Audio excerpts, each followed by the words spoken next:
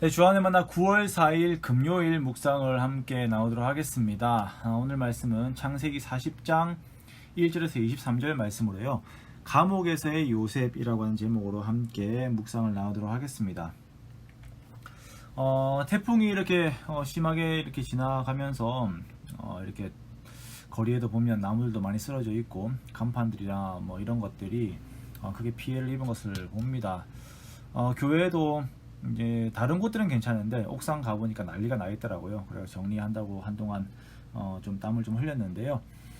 또 다음 태풍이 10호 태풍이 올라온다고 하니까 아무쪼록 우리 성도님들 어디에 쓰인지 정말 안전사고 유의하시고요. 이럴 때일수록 더더욱 조심하시면서 건강과 여러가지 신변들 잘 챙기시기 바랍니다. 계속 기도하겠습니다. 원래 오늘 창세기 39장을 보아야 하는 날인데요. 39장의 내용은 주일에 설교로 함께 다루도록 하겠습니다. 그리고 오늘은 창세기 40장을 함께 보겠습니다. 오늘 요셉에게 일어나는 일은 감옥에서 일어나는 일입니다. 보디발의 아내 유혹을 뿌리친 대가는 감옥이었습니다. 감옥이라는 곳은 철저하게 제한이 되어 있는 공간입니다. 그러기에 감옥은 무언가를 시도할 수 없는 곳이고 그 어느 곳보다도 절망적인 곳이죠. 감옥에 앉아있는 요셉. 하지만 39장의 마지막은 하나님께서 함께 하심으로 인한 형통함이 감옥에서도 있었다라고 말씀을 하면서 마무리를 하고 있습니다. 자, 이 제한된 공간, 감옥이라고 하는 이 제한된 공간에서 어떻게 하나님께서는 요셉이라고 하는 인물을 드러내시고 어떻게 요셉을 거기서 빠져나오게 하실 것인가. 감옥에 들어가 있는 요셉의 입장에 내가 서서 아무리 생각을 해보아도 그 답은 나오지가 않습니다. 요셉이 할 수 있는 것은 하나님께서 주신 지혜와 성실로 감옥 안에서 인정을 받고 거기에서 최고가 되는 것입니다. 간수장이 요셉을 믿고 모든 것을 맡깁니다. 그래서 요셉은 감옥에서 최고가 되었어요. 그러나 그가 있는 곳은 그래도 감옥 아닙니다. 자, 하지만 하나님께서는 요셉이 이제 감옥 밖에서 활동할 일들을 미리 생각하시고 준비하십니다. 즉, 요셉을 감옥에서 빼낼 준비를 하시고 그 일들을 진행시키시는데요. 그 방법이 바로 꿈입니다. 하나님께서는 두 관원장에게 꿈을 꾸게 하셔서 그것을 통해서 결국 요셉을 빼내십니다. 요셉이 갇혀있는 감옥에 바로의 신하 두 명이 함께 들어오게 됩니다. 바로의 술을 맡은 관원장과 그리고 떡을 맡은 관원장입니다. 두 명 모두 바로의 직접적인 음식과 관련이 되어 있는 사람이기 때문에 이들이 얼마나 높은 자리에 있었던 사람들인지 짐작을 할 수가 있죠. 그리고 요셉이 갇혀있는 이 감옥이 이런 왕의 신하들이 갇혀있는 곳이다 라고 하는 점들을 들어서 보디발이 그의 아내의 일로 요셉을 감옥에 가둘 수밖에 없었지만 노예였죠, 요셉은요. 그러나 요셉을 신임하고 있었음을 우리가 추론할 수 있는 대목이기도 합니다. 좀 이상한 점이에요. 노예가 왕의 신하들과 같이 갇혀있다는 것이요. 자, 이 두 명의 관원장들이 감옥에서 꿈 이야기를 합니다. 자, 고대에는 꿈은 신의 영역이라고 생각을 했습니다. 지금도 마찬가지로 하나님께서는 꿈을 통하여서 역사하시기도 합니다.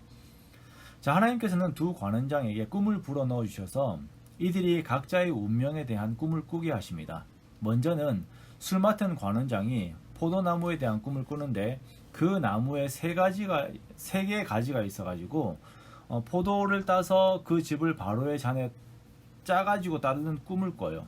요셉은 이 꿈의 해석을 하면서 이것이 사흘 뒤에 그가 복직될 내용이라는 것을 말해줍니다. 그러자 이것을 좋게 들은 떡 맡은 관원장이 자기 자신의 꿈을 이야기를 하는데요. 자신에게 흰 떡 세 광주리가 있고 맨 위에 바로를 위하여서 구운 음식들이 있는데 새들이 와서는 그것을 먹습니다. 그래서 이것을 들은 요셉은 이 꿈이 사흘 뒤에 그가 죽을 것을 의미한다라고 이렇게 말을 해줍니다. 사흘 뒤가 바로의 생일이었고 사흘 뒤에 요셉의 해석대로 술 맡은 관원장은 복직되었고 떡 맡은 관원장은 죽임을 당합니다.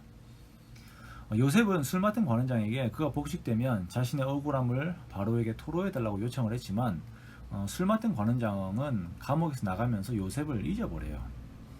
자, 하지만 이들의 꿈은 결국 이후에 요셉이 감옥을 나가게 하는 그 계기가 됩니다.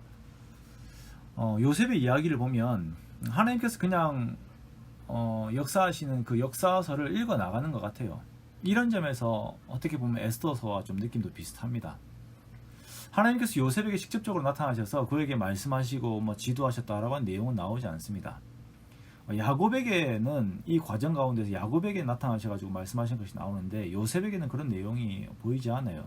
그냥 우리들의 삶처럼 어떤 이야기 속의 인물들처럼 그냥 시간들이 지나갑니다. 그런데 그 과정들을 보면 하나님께서 친히 그의 삶에 개입하시고 준비시키시고 연단시키시면서 하나님의 뜻을 이루어 나아가심을 보게 됩니다.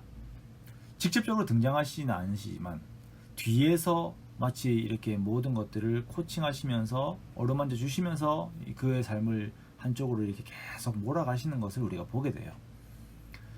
두 명의 관원장이 그냥 거기에 감옥에서 사흘 있다가 그냥 나가서 한 명은 복직되고 한 명은 죽임을 당할 수도 있습니다.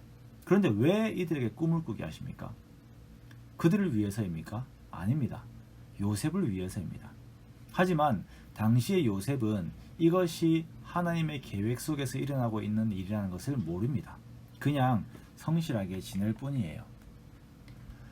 오늘 본문의 말씀을 보면서 우리는 우리의 삶을 바라보는 시각을 하나님의 시각으로 다시 한번 돌아보아야 할 것입니다. 선으로 이끄시면서 나를 위해 준비하시는 하나님의 계획들과 그것들의 진행, 그리고 앞으로 이루실 선한 일들, 더 나아가 예수 그리스도의 장성한 분량에 이르게 하시는 그 개인적인 성화의 방향들까지 함께 보면서 우리가 하나님 앞에 살아가야 하는 것입니다.